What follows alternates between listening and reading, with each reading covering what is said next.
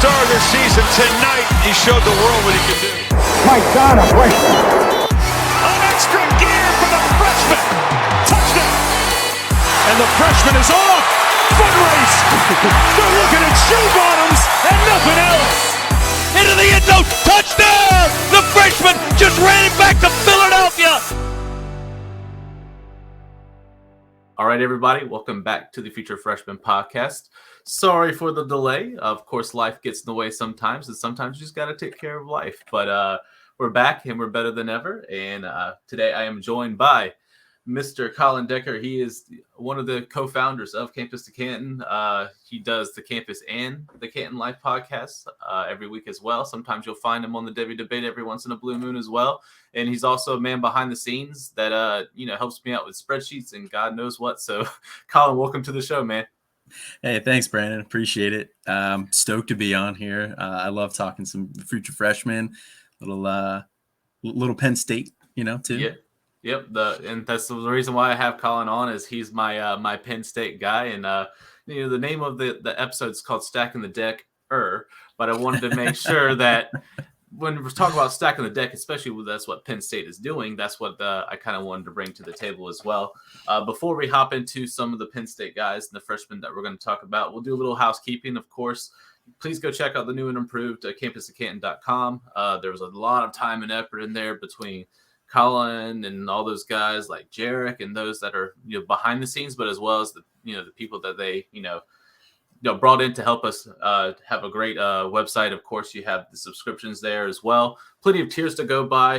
We highly recommend the NIL because you can get anything and everything. Of course, you have direct access to us on the Discord. So if you have any direct questions, anything that is very quick to get a hold of it as well. And you get all the guides. And so, I hear the Devi guide's coming along pretty good with the editing. I think we're getting ready to start with the CFF guide here pretty soon. So I'm very excited to what's to come.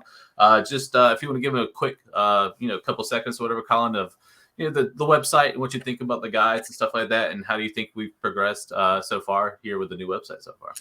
Yeah, absolutely. So, the new website is awesome. That's something that had been in the works for a while. And I just think it brings our brand to a whole nother level. Now we're dropping guides too. The Devi guide. We have a lot of the profiles written up, just kind of working on some finishing touches, some editing, expecting that to be ready to go on June 1st at this point. That's when we're probably going to go live with that. And then we dropped a new tool to kind of help you with your drafts. It's a draft probability tool. It was developed by Jarek and CFF Jared as well. They put it together. So it basically uses our ADP, gives you the probability that this guy is going to be there at your next pick. You're going to put in what pick it is, what pick you have next. That's been really helpful so far. I've already used that in drafts that I have going on right now. So that's our big new feature. Yeah. I was shown the small process before it came to the surface, but I do love the new overlay. And of course, Jarek just brings it to a whole nother level. Of course, Jared being with with his grad stuff and things like that, he's already into those probabilities and things like that in his class. So the two minds coming together is pretty cool to see. Just one of the many reasons why you guys should go check out the website as well. Of course, I just want to point out that we do have a partnership with our buddy Nicholas Ian Allen. Of course, he's at CFB Winning Edge. He wants to, we want to bring you precise, more in-depth stuff when it comes to depth charts, power rankings, people starting and stuff like that. And so when I reached out to Nicholas, I was like, hey man, I can't trust our lads and some of these other ones. I want to make sure that it's like the best it ever has. And the guy is attention to detail. He's a coach. He just understands the game of college football and loves it to the point to where he spends his hard time and effort to really put together these great spreadsheets. So if you can, please go check out his website. It's at patreon.com/CFB Winning Edge. I think it's like $5 a month to get instant access to all these on there as well. He does depth charts, power rankings. If you're into stuff like S&P, like Bill Connolly does, I think he gives almost just as good, if not even better, as far as how they progress. And he also updates it weekly. So if a guy transfers, he's not going to be on the page within a couple of days, and also changes the rating. So when you look at a team we'll throw out their SMU, because you might hear about SMU here a little bit later in the program, but the 45th overall in his power rankings. If a guy moves out, say Rashid Rice transfers or something like that, it's going to change. So definitely go check that out. I believe it's worth the time and effort, and please go support him. Tell him that Brandon and the Future Freshman Podcast sent you, and that the C2C guys love his work. So make sure you give him a shout out there as well. And my last but not least, of course, you see on the bottom, you can always use the code CFFU at prizepicks.com. Of course, you could get a match deposit up to $100. So that's like 10 times as much as that you're putting on there. A lot of great stuff coming on. The draft stuff is just finished. Now we're getting ready to look at things like the NBA Finals. You're looking at things like the USFL that's still available, things like that. So there's still stuff that you can do to kind of, use your props on there as well. So go check that out. Use that code CFFU. And we're going to move on. Enough of the housekeeping, Colin. Let's move into segment 1. Are you ready, good sir? Yeah, let's do it. All right, man. Well, this is right up your alley. And we're going to talk about some Penn State guys again. The guy I want to talk to first and foremost, of course, is Drew Allar. So the man is 6'4". He's 232 pounds. At least that's when he was coming in. I believe, he might be a little bit better since then. 4th overall quarterback in the class. He did leave his high school to both the regional rounds, both in 2021 and 2020. And his NFL comparison is that of Josh Allen. I can really see that, especially in stature, the way that he has the arm on there as well. He is a big body pro style quarterback is what it said in his recruiting process and the profile as well. And that he's not afraid to let it go, but he's very dialed in when it comes to making that, happen and finding the people that he needs to find on there as well. They said, he's not tapped out by any means necessary, that his arm's continually going to get better. And I think more time at Penn State is going to help him make even smarter decisions. I think that was the only thing on there is that, just even smarter decisions than he had. But he only had 7 interceptions the entire time out of the 514 throws that the man had. So we'll look at some high school stats and we'll kind of dig into it a little bit more. 4,400 passing yards, which was pretty incredible. 48 passing touchdowns, 317.4 passing yards per game, 305 pass completions, 509 passing attempts, and of course the 7 interceptions, which I think is a great ratio to have as well. The guy's, projected to, of course, to be a first-round starter. Of course, he is a 5-star prospect. The composite at 0.9852. So there's a lot of stuff to be excited for with Drew Allar. I know spring game didn't show as much as we want to, and there was a couple passes that I don't think was his fault, and we can talk about that as well. But Colin, from your standpoint, and of course seeing Sean Clifford and stuff like that. And we'll, bring this up. Of course, Clifford's back for, I would call it the super senior year as well. Just didn't want to leave. He just wants to stay and enjoy that whiteout game one more good time. Of course, Sean Clifford, 33 games started total as well. And, having a guy behind him, I don't know how to say his last name. I just call him Christian, but the redshirt freshman is not looking so hot in camp. So I still think Allar's got the chance to kind of move past from the 3s into the 2s and kind of work his way into there. What's your thoughts on Allar coming in? Were you super excited to have him come on? And then what's your thoughts on him versus Clifford in this year versus 2023, where he'll probably take the reins? What's your thoughts? Yeah, so I love Drew Allar. Super, as a Penn State fan, super hyped to get him. Best quarterback prospect we've been able to get in a long time. He's my number 1 quarterback in this class. He's right ahead of Devin Brown from Ohio State. I think those two guys are both high-end prospects, but like you touched on with Drew Allar, his comp is Josh Allen, and you hear that a lot nowadays. Everybody's comping everybody to Josh Allen, everybody with a big arm who's kind of mobile, but I think there's a lot of Josh Allen's game in Drew Allar. And the best part about Allar is he's only been playing the quarterback position for, I believe, 3 years. So he still has a lot of room to grow and just a better understanding of the game. And then his arm strength, that could improve too as well. Although he's already pretty physically imposing at, almost 6'5", 230. So, he's got all the tools that you're looking for. And, like you said, 7 interceptions on the year that year, decision-making can improve a little bit. I think sometimes he got a little lucky. But overall, man, I think he's a high-end prospect. Yeah, he definitely reminds me of the raw version of Josh Allen coming out of Wyoming for sure, which is cool to say because the kid's coming out of high school versus coming out of college. And we saw Josh Allen improve immensely in his first couple of years there at Buffalo, and now he's just an absolute stud. I think that Allar can probably learn in the time there at Penn State versus the time in the NFL, and then he'll be more of a polished product for sure. A lot of people think that he's not so much of a dual threat, and that's okay, but he can scramble to get out of the pocket, which I think is good because he can extend the plays kind of like Josh Allen does well. So that's where it also kind of does the comparison too. So I definitely do see a lot of Josh Allen for sure. And I think, he lives up to his pedigree. I was kind of bummed to hear that he didn't win like his state championship, stuff like that. But, in that Ohio, especially in region and Division I, that's a very hard, teams that are out there and stuff like that. But I feel like he can, bring Penn State back to prominence and kind of get them in the playoff picture again as well, for sure. So let's talk about, the competition. Of course, Sean Clifford, he's going to start, and we saw Clifford in the spring game. We can talk about that a little bit. He just played his first couple of series, got the pass to my boy Mitchell Tinsley, and then boom, off to the races, sat back down and let the, the backups kind of do the rest. So I see it as Sean starting, right? But do you think there would come a time, does the Penn State fans start clamoring if Clifford starts to struggle? Do you think that we see Allar this year? Or do you think this is a 2023 and we should just go ahead and grab him and kind of stash him for next year? What's your thoughts there? I think this is a 2023 grab and stash kind of a role. I mean, Sean Clifford came back for a reason, and that reason is the quarterback room there is still a little unsettled. Christian Veilleux, he looked okay in the one game he played last year. It was the Michigan State game. He looked kind of rough in the spring, though. He didn't really take the step forward that I was hoping he did. And then Drew Allar also, like we talked about, pretty raw as a prospect. Only been playing the quarterback position for 3 years. He also looked pretty raw in the spring game.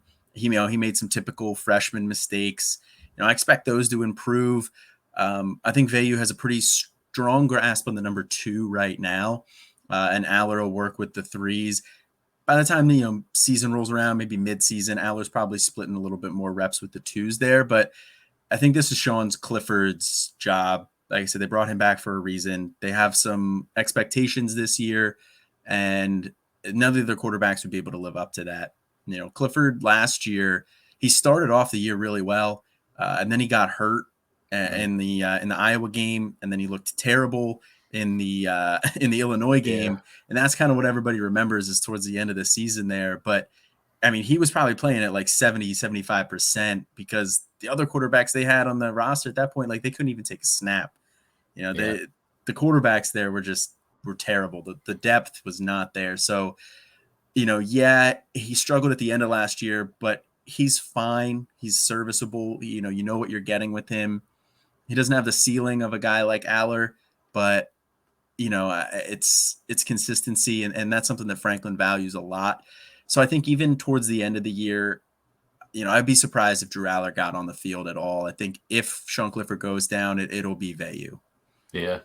I was going to ask you, are you concerned about Clifford and the injury type stuff going on, or do you think he stays full healthy this year, or Man, I'm hoping he stays healthy. We need him to stay healthy if we're going to do better than 8-5. But yeah, he kind of is the linchpin of this season because the other quarterbacks, like I said, they're just not quite ready. Yeah. And when it comes down to the draft capital and stuff like that, whether it's C2C or in CFF, especially in a dynasty, you definitely want to be looking at Allar early. He is definitely one of the guys that you take early, just like the Devin Browns or the Cade Klubnitz that are out there for sure. Colin, would you agree that he's pretty much early first, or at least, depending on what your needs are, stuff like that, definitely a first rounder? Or do you think he could slip to the second round possibly? Oh, 100% first rounder for me, especially C2C. And I actually don't have any CFF dynasty leagues, like CFF redraft. I just started picking up last year. Yeah. But given just, what I know about CFF and everything like that, I mean, I think you could take Allar probably a little bit later in the first, maybe even early second. I like Penn State's scheme. So, with Mike Yurcich there. So when Drew Allar does step in presumably 2023, he's going to have some weapons. He's going to, it's going to be a friendly system. So I think he could produce for you for CFF.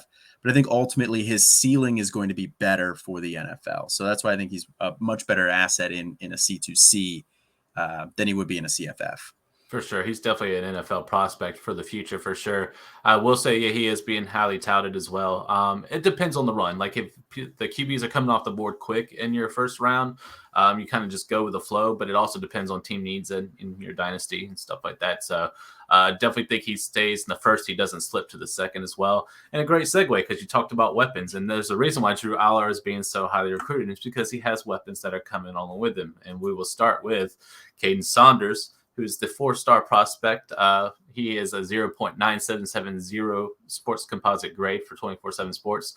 The kid is 5'10", 172 pounds coming into the university. He is the 7th overall wide receiver in the 22 class. Of course, he competed in track and field. He also was a D1 baseball, but opted out to concentrate on football directly. So he is a multi-athlete guy as well, and ran 11.34 in the 100 yards as well. His comparison would be a Tyler Lockett as far as speedy as well.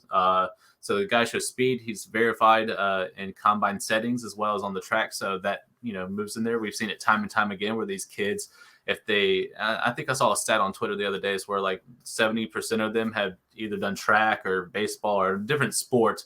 And it's, helped them, kind of get to where they want to get as well versus just one-dimensional playing football and football only as well.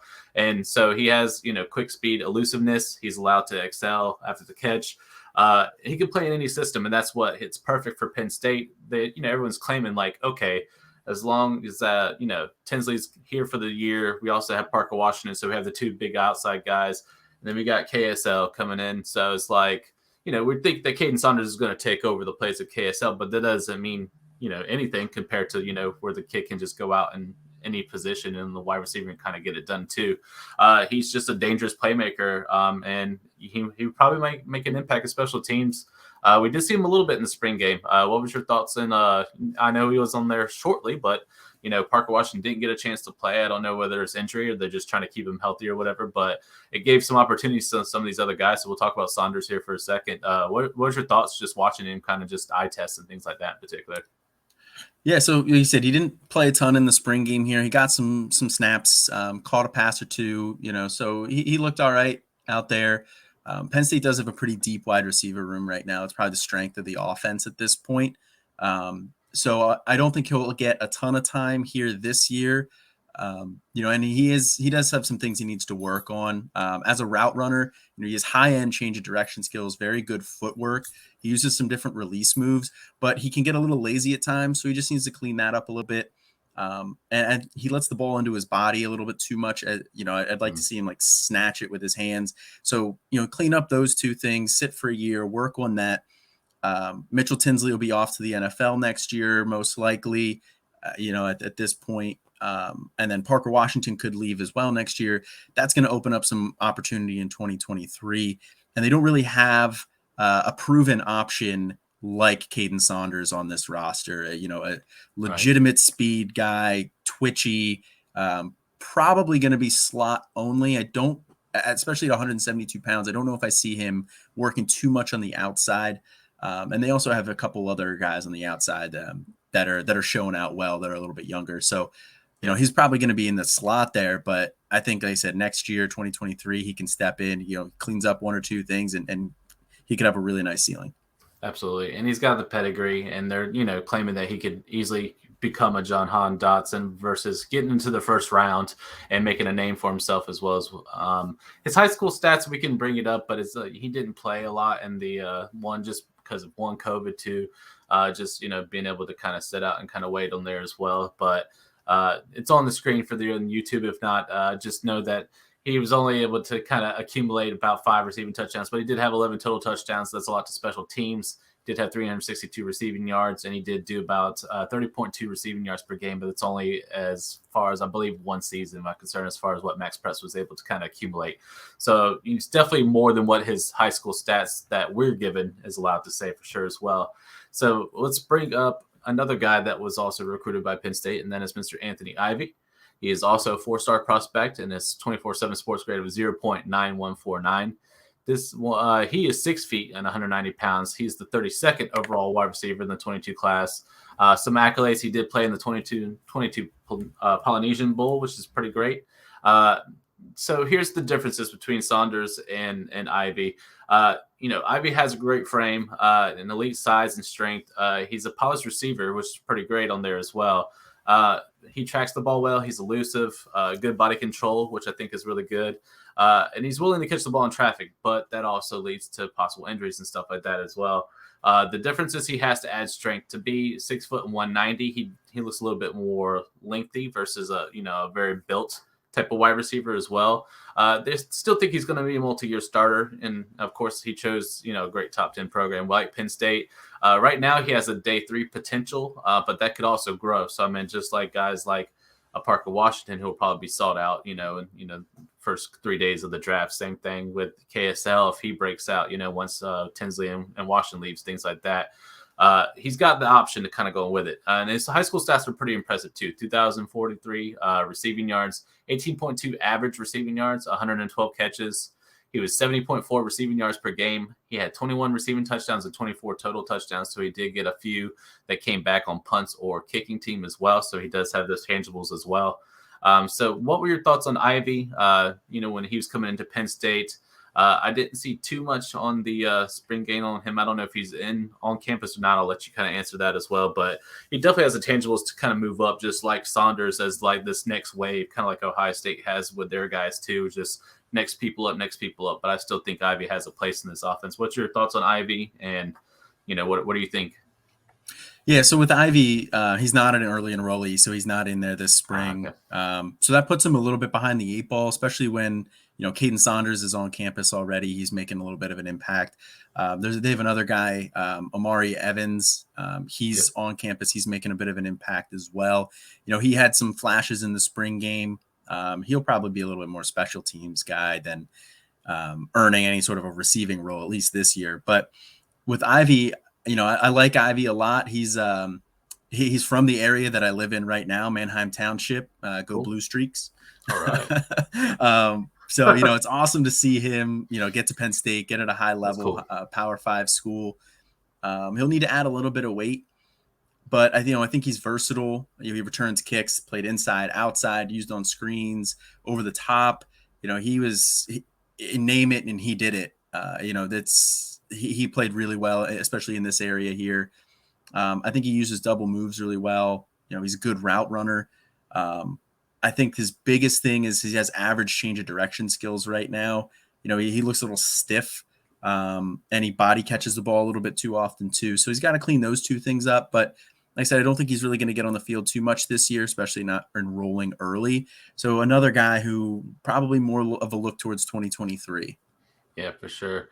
Definitely, some chances to improve, and we'll kind of move into, the depth chart here as well. So I gave you a little whiteout action there for the YouTube people so they can see the whiteout game on there as well, and let Colin just bask in the Penn State glory and stuff like that. It's been a while since I've been to a whiteout game. I got to go back.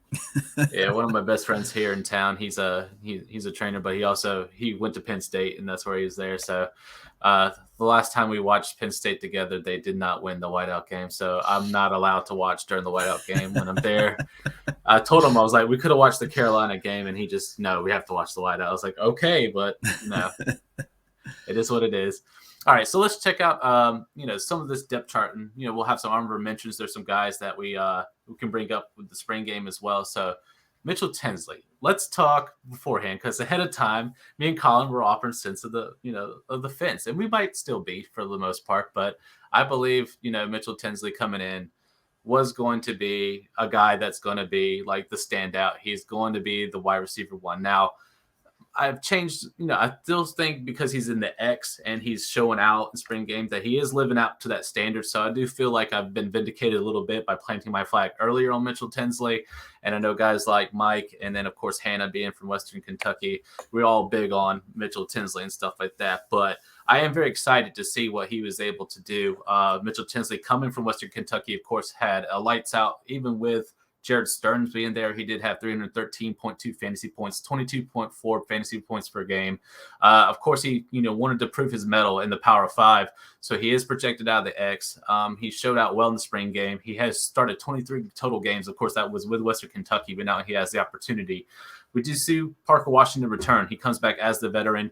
He's not too shabby. I mean, he still had 170.6 fantasy points. He averaged 13.1 per game, which is still pretty solid if you're looking for a good like flex player for CFF, or if you're looking for someone to play out the flex, in your C2C leagues. I still think that's really good. He is projected in the Y. He's started 16 games, so he has what it starts there. So is Sean Clifford even capable of holding out these two? We still have KLS we got to talk about here in a second, but do you think he can do two, or is one of these guys just going to kind of outseed the other? What's your thoughts there as far as the lineup before we get into some of the the freshmen we're talking about? Sure. Yeah. So first, I mean, you said we were on the opposite side of the fence at first, and it's not like I thought Mitchell Tinsley was bad. I thought he was just going to take a little bit of time to ramp up. Coming from, he went from community college for 2 years, then to Western Kentucky, now to a Power 5 level. I thought it would take him a little bit of time to get up to the depth chart. I thought by the time the season rolled around, he'd probably be starting. But man, he has showed out this spring. The coaching staff keeps raving about him. It sounds like he's going to have a big role this year. So I've come around a lot more on Tinsley. I thought probably by about mid-year he would have overtaken Keandre Lambert-Smith for the number 2 guy, but it sounds like he's going to do it even before that. So I like Tinsley a lot. I like Parker Washington. Like you said, he's the veteran of the room. He's been in this system for a year. He'll probably play, like you said, out in the Y, but they'll probably move him around a little bit. He's pretty versatile. So I think he'll probably lead the room overall in receptions and yards, but I think there's a good chance Mitchell Tinsley leads this team in touchdowns. He's probably the best red zone threat that they have, especially out of the wide receivers right now. Yeah, he's explosive. Yeah, so I think Sean Clifford in this offense, could they support 2 fantasy relevant wide receivers? Yes. If they're going to support 2 fantasy relevant wide receivers, though, they're probably going to be more in that wide receiver 3 range. Right.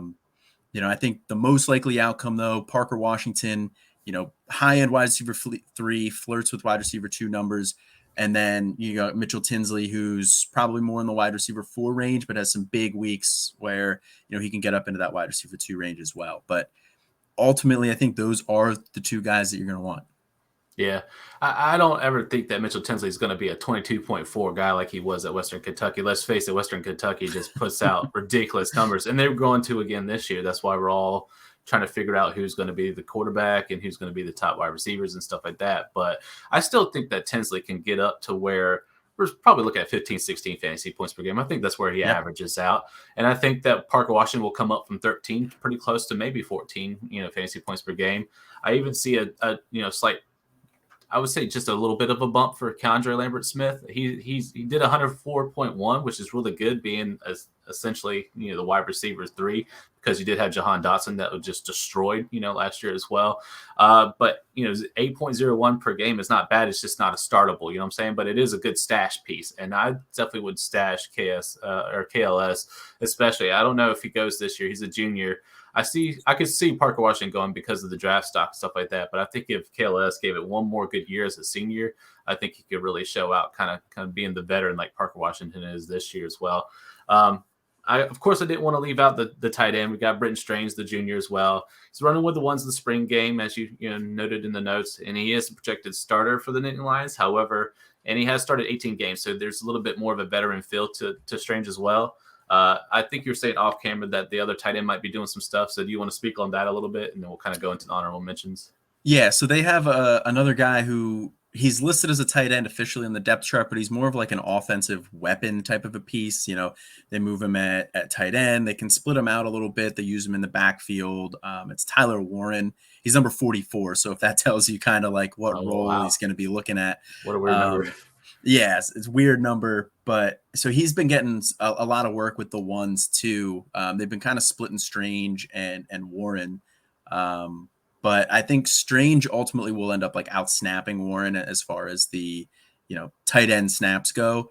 But Warren is going to be just involved enough that it's going to frustrate anybody looking for regular routine production from Britton Strange, I think. Yeah. So let's look into the honorable mentions, and we'll kind of bring up some of the notes that we have from the spring game. Between the 2 sophomores, Jaden Dotton, and then I'm going to say it's Malik. How do you pronounce his last name? Did you ever give it a go? Yeah, Mega. Mega. Okay, that's even better. Just take out the I on there as well. Yep. So between Mega and could Dotton, take out the I, it'd be way easier. Yeah, so between Dotton and Mega, you did see where you thought Mega probably had the better, show out, and you project him to kind of be more of the wide receiver 4.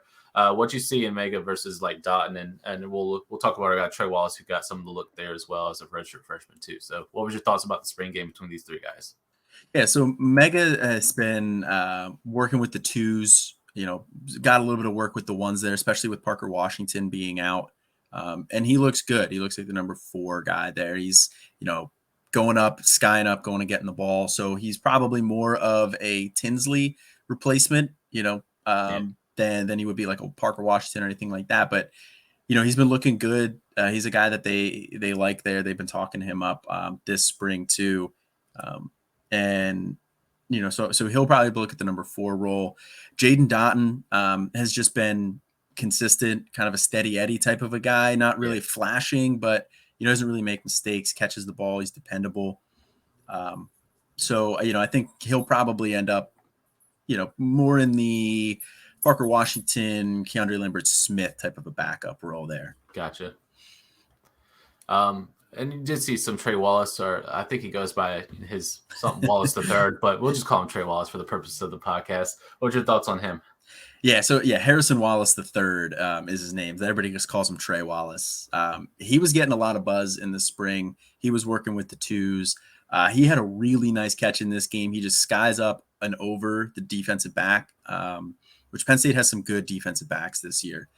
So we went up and over him, hauled in a nice catch there. So this wide receiver room is deep. They have a lot of talent here, which is why I was saying, you might want to temper some expectations a little bit for your guys like Saunders, Ivey, even Amari Evans this year coming in as freshmen, because they'll have their work cut out for them earning a role this year. But those guys are all a lot more, explosive than some of these other guys. So I think Mega, Dotton and Wallace will all be solid depth pieces. And if there's an injury that happens, I think those guys could step in and you can count on them for some production. For sure. All right. So, now that we had the breakdown of the depth chart there of wide receivers, seeing all the talent, and knowing that, Saunders is probably gonna have to wait a little bit, were you comfortable taking him in C2C? As far as like, the pedigree is there. The kid's going to be a draft pick. It just sounds like he's going to probably need 1, maybe 1.5, possibly 2 years total to really come into his own and kind of being the standout in this room just because of all the talent around him. What's your thoughts, when you're going to a C2C draft when it comes to Saunders? So I like Saunders, the player, a lot. One thing that I've been kind of subscribing to recently is Austin Nace, another member here at Canton.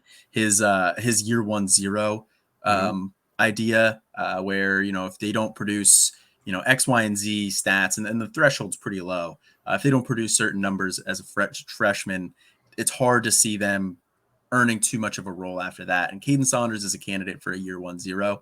Yeah. So that knocks him down a little bit in my rankings, but I think he still has a high-end ceiling that you're not seeing from a lot of these other players. They comp him to Tyler Lockett, and I think that's a pretty reasonable comp there. Yeah. Plus he's so explosive too. He's so quick that if he could develop some of the other technical aspects of the game, you can kind of write off maybe a lack of production this year, given how deep that room is, and the development that he needs, that even if he doesn't produce anything this year, you can still confidently project him to have some sort of an NFL future. So, C2C wise, I'm probably looking at him mid rounds, like maybe 10 to 12 ish. That's kind of where I start to look at some of the freshmen that aren't, the high end 5-star guys like that. So probably in that range. Yeah. When I hear that, like C2C, when I hear like mid rounds and stuff like that, for me, like in the CFF thing, I'm like, okay, he definitely shouldn't be in the first probably 3 rounds, but you could probably get a good value at the top of the 4th, maybe the bottom of the 3rd. It just kind of depends on the run. Like I said, the team needs and stuff like that. So I'd definitely say Saunders would be 3rd. What's your thoughts on Ivey? Do you think he is even worth rosterable? Do you take him in the late rounds of like, 30 or whatever it is that you guys do at C2C? Because I definitely would look at Ivey maybe in like the later rounds, because depending on your league, like we have like 16 something rounds as far as like freshmen and supplemental. So it's like I definitely would take a swing at him, especially if he falls and gains value. What's your thoughts there on Ivey as far as just a guy, that you could draft? Yeah, I mean, I think you could take a swing on him. I probably wouldn't take him, early. You're probably looking at him, like you said, like around 30 to 45, somewhere in that range. Yeah, definitely take a shot at him because he's a 4-star guy. He's going to a school like Penn State. That room will clear out a little bit. So, yeah, I mean, I definitely think there's an opportunity for him. I'm not taking him too early, though. He's kind of like an end of the bench roster stash kind of a guy. Yeah, I think he's a wait and see for sure. I just don't think that he would make it past waivers, so I'd rather grab him in the late rounds and stuff like that, just so you have him, stash him, especially if you got the depth. Just don't clog up your rosters, as we say, on the past episodes. Don't clog it up. But if you see the need there and you think that the cream is going to rise to the crop, why not take a shot on Ivey for sure as well? Let's move on. So I want to leave it here. So let's talk a little bit more about the spring game stuff. And I want to talk a little bit about the running back room. So, of course, our boy Nicholas Singleton, he was on the very first episode. He gets a lot of the love. I know a certain somebody that traded for the 101 in our dynasty just because they're going to probably take Singleton. But after seeing this is I'm not saying it's alarming at all. And, I get it. Kayvon Lee is the veteran coming back, and that makes a lot of sense. I'm kind of worried about the Allen, Kaytron Allen, splitting with Singleton just because I see so much of the potential, and Singleton's just lights out when it comes to statistics, his stats, his build and stuff like that. The dude's an absolute stud.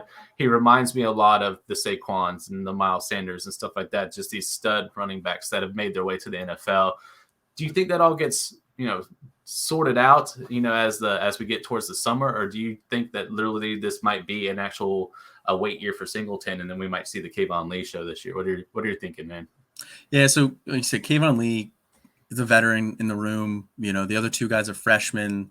Noah Kane, the other guy that got a lot of work last year that split with Lee, he's in LSU now. So, right. And Franklin and his staff are guys that tend to lean on veterans early. So Kayvon Lee will probably get the air quote starts at least, week 1, week 2 kind of a thing. But we know Kayvon Lee's not it. He's a plotter. No. He's going to get you 3 yards in a cloud of dust.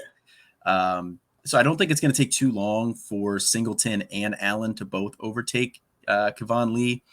Allen got the first reps with the 2s, and then Singleton followed immediately afterwards. But both of these guys have been getting a ton of hype. Every time they ask about the running backs, or anytime they ask about freshmen or anything like that, Franklin does not miss a chance to hype both of these guys up.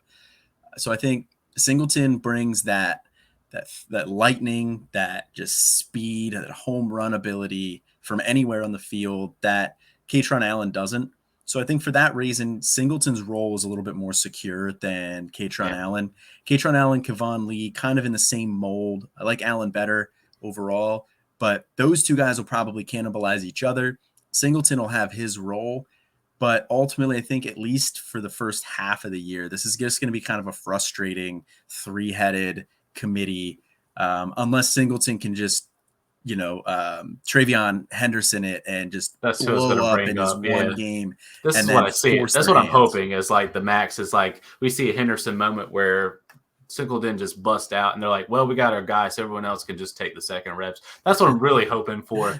But I understand, it's just kind of disappointing. I was hoping that Singleton was, but you can't expect every freshman to start year 1 either at the same time. That's cool that you brought it up because Henderson's my thought process is that Singleton would get it. And you saw, you did say something about Singleton to get some looks in the, the catching as well. So it sounds like Singleton is being used as a pass catching back. And that's great to see too, that he's doing as well, but he did get a good amount of work. So that's good to see as well. So, with that being out the way, what's your thoughts on, I know you said the tight ends and stuff like that. So we kind of squared away. So we got the first 4 wide receivers that we're thinking this year. We're definitely thinking that, Singleton still has a shot. Does that at all, like the Lee situation stuff, like, does it scare you away from Singleton as like a 101 or a 102 or 103 prospect, or you're still sticking with it because you just think it's like we're hoping that the Henderson moment's going to happen and then just boom, he's off to the races?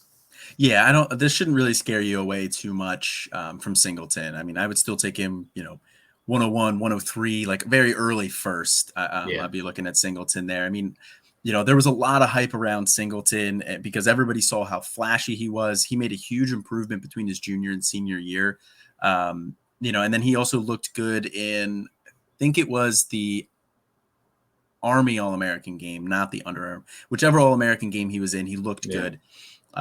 So the hype kind of built up for him, but there was always kind of the expectation that, hey, Katron Allen's coming in too. He's IMG Academy. He's a 4-star guy in his own right. He's talented. He's not as explosive as Singleton, but there's enough guys there that, I was a little bit worried about the year, at least the start of the year, and tempered expectations on Singleton. I think by the end of the year, though, he's probably leading that committee. I think it'll probably still be a committee at that point, but he'll probably be leading it again, unless he gets like that huge Travion Henderson moment where he just busts off an 80-yard run and then ends up with, 150 yards in that game. And he forces their hand. So, I mean, that's in his range of outcomes. I would just temper year one expectations a little bit. I got you. So if you didn't take Singleton at the 101, who would be like one, maybe two guys that you'd want to take like right now if you had to, do a startup for C2C, or because it's going to be the same. The first round's the same in CFF, honestly, because you're looking at the potential for the future. So what do you think as far as guys that you take? Would it be a Devin Brown, or would it be, a Drew Allar? Who are you taking? Yeah, I mean, I think, the picks 1 through 3 for me would probably be in some order, depending on team needs. Singleton, Drew Allar, Devin Brown. I mean, Devin Brown going to be going to Ohio State. He's going to have to consistently fight off some other 5-star and other high-end recruits, but extremely talented. And if he gets that start, he can be a QB1 in CFF and has that high-end NFL draft potential. So, he's right up there as well. Like I touched on with Drew Allar, I think that Mike Yurchich's system is, if he gets like an actual quarterback in there and not game manager Sean Clifford, I think this offense could really take off, and I think you could see some really good numbers from Allar. I think he has the potential to unlock that. So I think he's worthy of that consideration too. And then Singleton as well. Like I said, with that home run ability, it might always be a little bit of a frustrating committee with Allen, but I think I can see him leading for the most part. And they got to get the offensive line squared away, but this team has been lacking a running game. They want to run the ball. They want to be able to run the ball. And I think Singleton will give them the ability to do that. Yes, we all miss the days of the Saquons and the Miles Sanders busting out massive rounds, but I think that's coming back. Between Allar, Saunders, and Singleton, it's one heck of a class, and now you got these great role players like Ivey and a few of the others that are there. So definitely Penn State's one to watch out for. I'm definitely excited for the CFF standpoint to seeing Penn State coming back into more of just one player here or there, to see multiples coming out of prominence and actually enjoying like a good NFL career as well. All right, Colin, are you ready for my specialty, which is the big fish, small pond, my friend? Yes, sir. Let's do it. All right. So I have Mr. RJ Maryland. He is a 4-star tight end. He's a 0.8937 composite. He has committed to SMU. He is 6'3", 205 pounds, and we'll talk about that. But he is the 18th overall tight end in the 22 class. Did run track. He did do an 11.33 100. He did the 200-yard, 400-yard. He did get I believe it's the District 4, however, but it's the co-offensive player of the year as a senior. And, of course, he was first-team selection as tight end as a junior. He was at South Lake Carroll, which is a great team. There's a lot of good names that have come out of South Lake as well. My cool thing that I found out when doing the research is that his connection is his father is Russell Maryland. He was the number 1 draft picked overall out of Miami. Played 10 seasons in the NFL. Of course, he played for the Cowboys, Raiders, and Packers. And then here's a great one. He chose SMU, but he had a lot of great offers, especially from Power 5 offers. So guys like Boston College, Miami, Colorado, Duke, Georgia Tech, Kansas State, Michigan State, Ole Miss, which is pretty enticing considering they have Trigg now as well. Purdue, which has also produced great tight ends of past and present. So Tennessee, Virginia Tech, and of course Wisconsin, which was a Jake Ferguson type school, and he did pretty well too. So seeing that, and then seeing his stats: 1,839 total receiving yards, 20.0 average receiving yards per game, 92 catches, 27 receiving touchdowns. So the kid got busy. I think the only, knack on him, and we'll talk about it in the notes, but he's definitely, definitely got some room to grow, but as far as tangibles and what he's capable of doing and what I saw on tape, this kid is fantastic, man. And then having the pedigree and the background of his father playing in the league and having that type of knowledge to sit down and talk to about and prepping yourself as well, that's pretty fantastic. Have you had a chance to look into RJ Maryland, or did you, have you guys, ran into him when you guys were doing some of the C2C stuff, or was he just a guy that kind of, like I said, just kind of goes into the background? I know. Yeah, I mean, I definitely checked him out. Not quite as in depth as some of the other guys because we don't hit tight end quite as hard there. We didn't have that many tight ends included in the freshman and supplemental guide that we did. He wasn't one of the ones that made the cut. But I mean, it doesn't mean he's not talented. Anytime you are the co-offensive player of the year, coming from South Lake Carroll, like that's a big school. Yep. That's got to make you stand up and take notice. I think, he's kind of an oversized receiver, which is a good thing for, a fantasy perspective. He's a big guy. He catches the ball well. He moves well. Like you touched on his track back around there. So I think he can be an offensive weapon on that side of things. So I think he's probably more valuable for CFF than he is for C2C. As 205 pounds as a tight end, don't know how much NFL potential there is there. I mean, he's got to bulk up 40 pounds to kind of hit that like minimum what weight you're looking for a fresh or for a NFL tight end. But like I said, oversized receiver, that's a good thing for production in college. SMU has some guys there, but in the receiving game, but they're going to be losing a lot of them. So he's going to have an opportunity, I think, probably as soon as next year to earn some significant playing time. Yeah. When we look at CFF, I look at opportunity, and this screams opportunity, and we'll kind of go down. So Ben Redding is the senior. He's played 46 games, but he's only started one time. Nolan Matthew Harris had the most starts behind Grant Calcaterra, who came back, following his hiatus. And so we're looking for I wouldn't say a new Calcaterra, but we're looking for the same type of production, at least, the guy that's getting the targets and the looks and being decent because, there is a resurgence of tight end at CFF. However, it's going to take a couple years to really establish them as like the guys that you want to take, like a Bowers or a Meyer and stuff like that. But RJ Maryland has the potential. I completely agree. The guy needs to be at least 230 pounds to make a really big difference at tight end, at least 230. I think 240, 250 would be better. However, I don't want him to kind of slow down, his receiving skills. So I think a solid 230 range would be great. And then they only have Simon Gonzalez, the junior. He's only played 6 games, but has never started. So what I'm getting at is RJ Maryland is the highest rated recruit for this year's SMU recruiting class, which is pretty awesome. The highest composite of any of the tight ends that's on the roster. It ties in with his dad and the NFL the pedigree there and the recruiting aspect that he has. This is an easy tight end room that I think he could possibly take over. Do I think he could do it all in year one? No, but I think he's going to get some looks, especially probably mid-season or so. I think he's probably going to kind of start climbing in there. He's definitely worth, a guy to grab on waivers if you're doing redraft. But in Dynasty, I think we should take him in later rounds. So I think it's important that, just like a Ivey, that you just don't want to leave him on waivers just because of opportunity, because someone's going to be out there and just like we are, looking at him and like this guy has a lot of opportunities and there's a lot of bright minds in the CFF space. So I know good and well that they're probably not going to leave them to waivers either. So it's very important that, we snatch him and do it as well. Am I saying that you need to take him in the first 10 rounds? Absolutely not. A lot of people are going to forget about it. That's why it's big fish, small pond. That's why I'm saying, do the circle, do the star beside it, look into the tape and stuff like that. I'm just saying the road to starting position is a lot easier versus some of these other tight ends have in the room. We just talked about Brenton Strange and how he's going to have to probably compete, for some looks there, but just with the ones, I don't see Maryland having that issue, at least by the end of the season, if not early 2023. Are you in consensus with that? Or do you think SMU can be a candidate for transfer portals everywhere, but do you think, SMU would look for veteran versus just, kind of coaching Maryland up, basically? Yeah, I mean, with the transfer portal nowadays, you never know exactly who's going to bring somebody in. And, you touched on Nolan Matthews Harris. He's a senior. Ben Redding, also a senior too.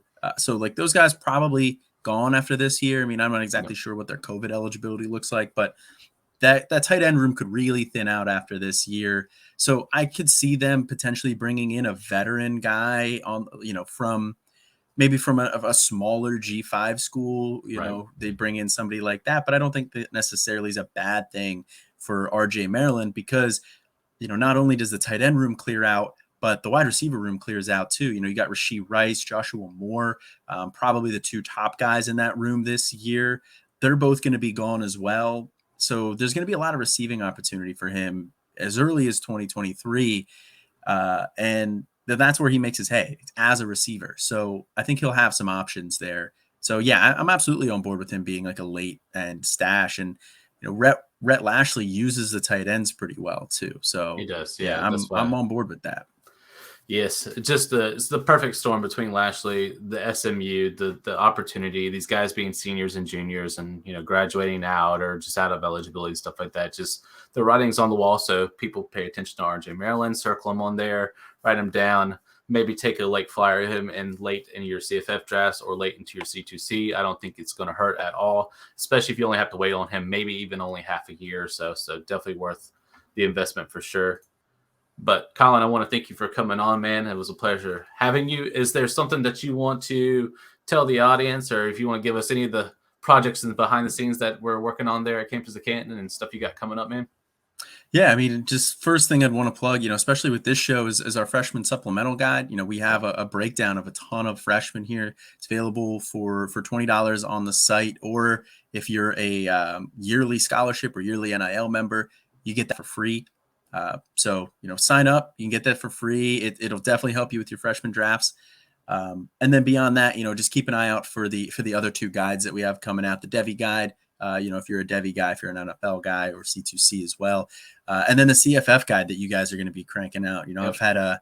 I'm fortunate enough to be in the CFF chat. Yeah. I'm fortunate enough to be in the CFF chat, and man, like you guys, the plans you guys have for that guide, it's going to be awesome. Well worth it. So yeah, check out the guides that we have coming out.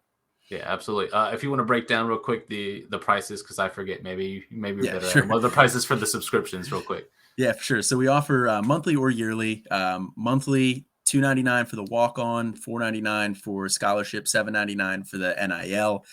NIL gets you access to a private Discord channel, just exclusively with us founders and other NIL members. So it's a lot more direct access because we have 350 some ish members in the Discord. Yeah, so it grows by the day, and there's a lot of people in there. We always do our best to answer questions, but this gives you a little bit more direct access to us. And there's some other perks with that too. Most of them come with the NIL yearly too. We can break down your team, schedule calls. You get first access to all of the new tools. So like I touched on with the draft probability tool, they were testing that out. They helped us out with that. And then, for the scholarship one, you get access to all of our tools at the site, all of the rankings, everything like that. You get access to the freshman guide for free as well, for the yearly. And then the walk-on, $2.99, pretty, cheap, just a cup of coffee, or $29.99 a year. You get access to a lot of our stuff, a lot of our great tools, a lot of our rankings. The only thing really that's missing from the rankings is, we have our exclusive freshman rankings for the scholarship tier, but you still get plenty of stuff with the walk-on tier. And we're always adding more stuff too. Yeah, it's ever changing, and I can be the first to tell you whether I'm in the NIL chat or just in the in our Slack and stuff like that. We're all constantly coming up with cool stuff, and there's also things in the works and just stuff that we're talking out and trying to figure out what's going to come up next. So definitely worth the price of admission, regardless of which one that you choose. But we highly recommend you check it out for sure. Of course, I'm Brandon Saunders. You can find me at CFF University. I will say, we're only less than 3 months out, so I am bringing back the CFFU podcast starting week 1. I don't do that week 0 stuff. I like to sit back and enjoy week 0. But for week 1, it definitely will be back. Of course, we'll have the price picks, the props. We're going to have some DFS stuff and things like that. So if you're looking to add to your bankroll this year for CFF, we're definitely going to be ready to go. And I'm excited to kind of bring that now to the C2C, platform as far as the podcast and stuff like that. So I'm very stoked there. And of course, here in the next, I would say probably the next month or so, we are going to transition to the 2023 class. So we're going to be talking about, the great and wonderful Arch Manning. So we'll probably have a whole episode on him and have a few guys on. So be looking out for that as well. But until then, be good to one another, and we'll see you in the next episode. Peace.